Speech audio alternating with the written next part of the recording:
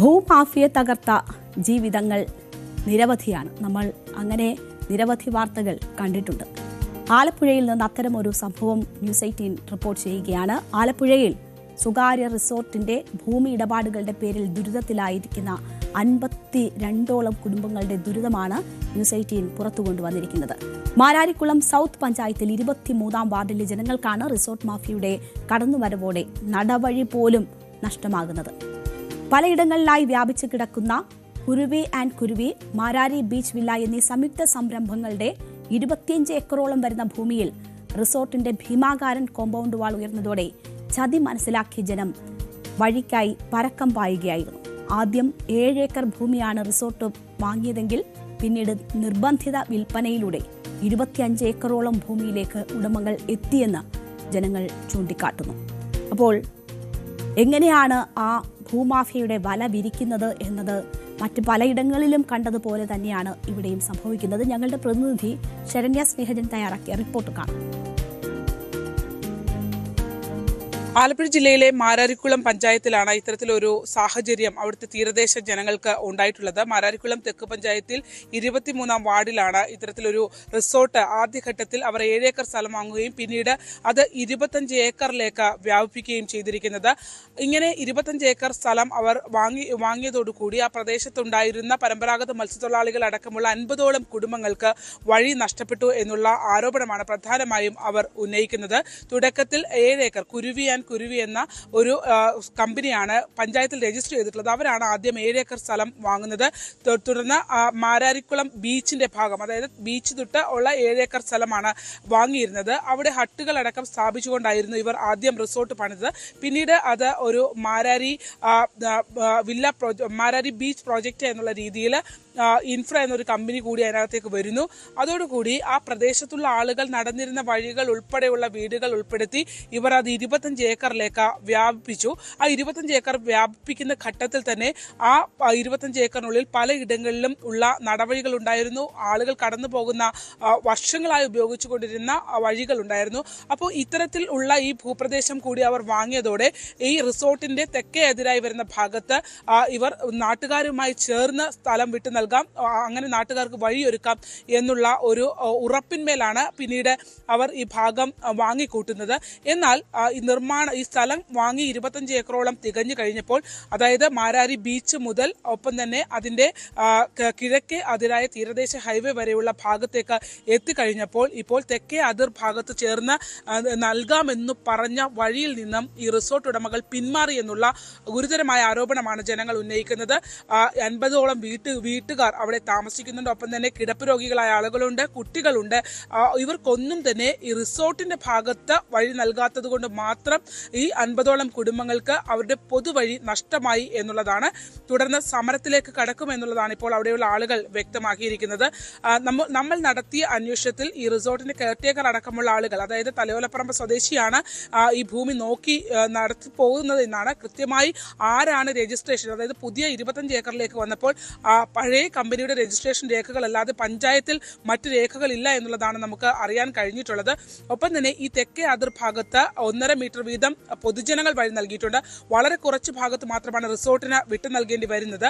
അവർ ഇപ്പോൾ പറയുന്നത് തീരദേശ ഹൈവേയോട് ചേരുന്ന ഭാഗത്ത് വീതി കുറവായി വരുന്നതിനാൽ ഈ ഒരു 1.5 മീറ്റർ 25 ഏക്കറിൽ നിന്നും ഈ 1.5 മീറ്ററോളം വരുന്ന ഭാഗം വിട്ടു നൽകാനായി തയ്യാറല്ല എന്നുള്ള നിലപാട് സ്വീകരിച്ചതോടെയാണ് ജനങ്ങൾ ആ ഒരു ചതി മനസ്സിലാക്കുന്നത്. ഇതിൽ തന്നെ പല വീടുകളും 25 ഏക്കറിന്റെ അകഭാഗം, അതായത് 4 വശവും റിസോർട്ടിനാൽ ചുറ്റപ്പെട്ട രീതിയിലുള്ള ഭൂമി വീടുകളും അതിനകത്തുണ്ട്. അവർ ഇതുവരെ ഈ ഭൂമി വിട്ടു നൽകാനായി റിസോർട്ടിന് വിൽക്കാനായി തയ്യാറായിട്ടില്ല.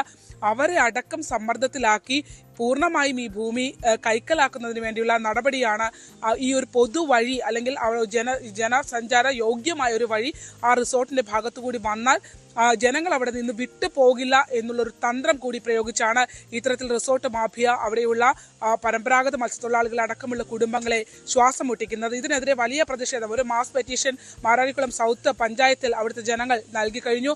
ഒപ്പം തന്നെ ഈ നമ്മളുടെ അന്വേഷണത്തിൽ മനസ്സിലാക്കാൻ കഴിഞ്ഞത് റിസോർട്ടിന്റെ തെക്കേ അതിർ ഭാഗത്ത് ചേർന്ന് അവർ സ്ഥലം നൽകാം, വഴി നൽകാം എന്ന് പറഞ്ഞ ഭാഗത്തിന് അപ്പുറത്തേക്കും ഈ റിസോർട്ട് ഭൂമി വാങ്ങി തുടങ്ങിയിട്ടുണ്ട്.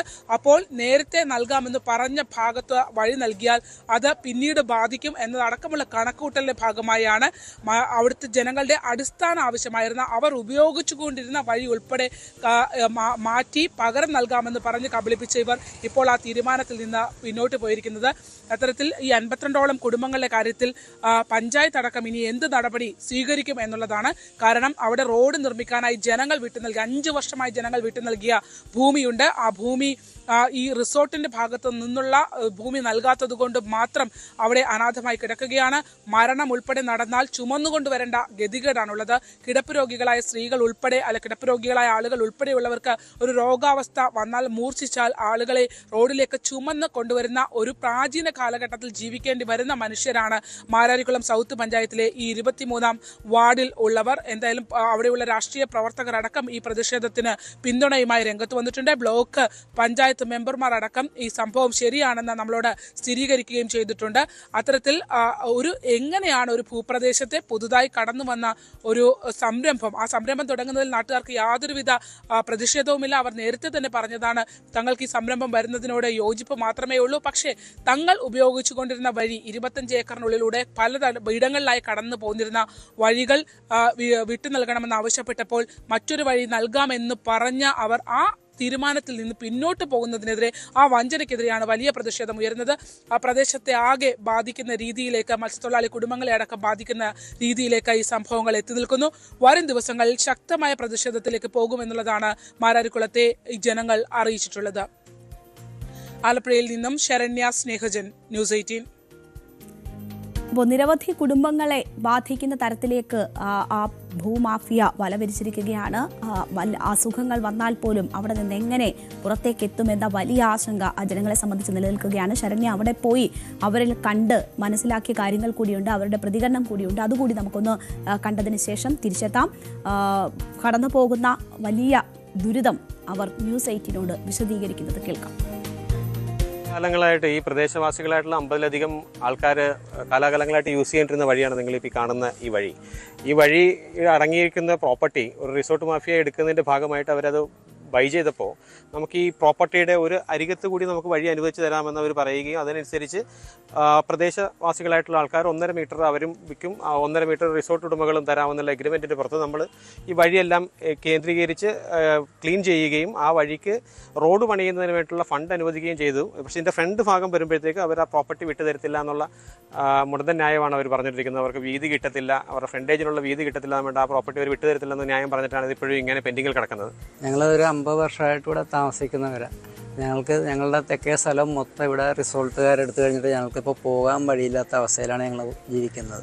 അവസ്ഥയാണ് ഞങ്ങൾക്ക് ഈ വെള്ളവായി വരുമ്പോഴുള്ള അവസ്ഥ. ഇപ്പോൾ അല്ല പ്രശ്നം, വെള്ളവായി വരുമ്പോൾ ഞങ്ങൾക്ക് ഒരു വിധത്തിലും പറ്റാത്ത ഒരവസ്ഥയാണ്. അത് പറയാൻ പോലും പറ്റില്ല, ഒന്ന് കണ്ടാലേ പറ്റുള്ളൂ. ഈ ഒരു പ്രദേശത്തെ മൊത്തം ഗതാഗത സൗകര്യമാകണമെങ്കിൽ ഇപ്പോൾ ഇവിടെ ഗവൺമെൻറ് ഹൈസ്കൂളുണ്ട്, നമ്മുടെ കൊല്ലത്തെ ഹോളി ഫാമിലി ചർച്ചുണ്ട്. അപ്പോൾ ആ പള്ളികളിലേക്ക് പോകാനും സ്കൂളിലേക്ക് പോകാനും അതേഷ്ടം കിഴക്കേ വാർഡുകളിൽ നിന്ന് മത്സ്യങ്ങൾക്ക് ഇവിടെ മത്സ്യം നടത്തുവാൻ വേണ്ടി പടിഞ്ഞോട്ട് വരുവാനും കടപ്പുറത്തേക്ക് വരുവാനും ഈ ഒരു വഴികളും ഉണ്ടായിരുന്നുള്ളൂ. എന്നാൽ ഇവർ ആ ഭൂമാഫിയ അവിടെ എടുത്തുകൊണ്ട് അവിടുത്തെ തിരശ്ശ റോഡുമായിട്ട് അവിടുത്തെ എൻ്റെ നിന്ന് പടിഞ്ഞോട്ട് വന്നാലേ അവർ സ്ഥലം തന്നാൽ മാത്രമേ നമുക്ക് ഈ പാലവും റോഡും ഒക്കെ യഥാർത്ഥമാകാൻ പറ്റത്തുള്ളൂ.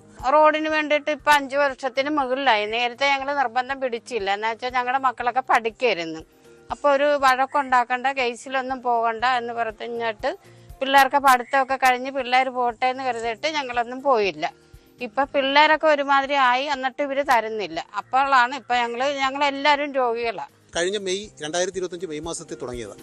ആ തുടങ്ങി ആദ്യത്തെ സമയം തന്നെ ഇതിന് മാനേജരോട് നേരിട്ട് ചെന്ന് ഞാൻ ഉൾപ്പെടെ ഉള്ള ഈ പ്രദേശവാസികൾ പറഞ്ഞതാണ് നമുക്ക് ചർച്ച ചെയ്യാമെന്ന് പറഞ്ഞ് അതങ്ങനെ നീണ്ടു പോയി 9 മാസം കഴിഞ്ഞ് അവസാനം അവർ പറയുന്നത് നിങ്ങൾക്ക് കൺസെൻറ്റ് ഫോമിൽ നമ്മൾ കൊടുത്ത കൺസെൻറ്റ് ഫോമിൽ, അതായത് റോഡിന് വേണ്ടി ഇട്ട് തരാനുള്ള കൺസെൻറ്റ് ഫോം തരത്തില്ല, നിങ്ങൾക്ക് വേണമെങ്കിൽ ഒരു പെർമിഷൻ തരാം. അതിൻ്റെ ഉദ്ദേശം ഇവിടെ കൂടി ഒരു പബ്ലിക് റോഡ് വരാൻ അവർ ഉദ്ദേശിക്കുന്നില്ല.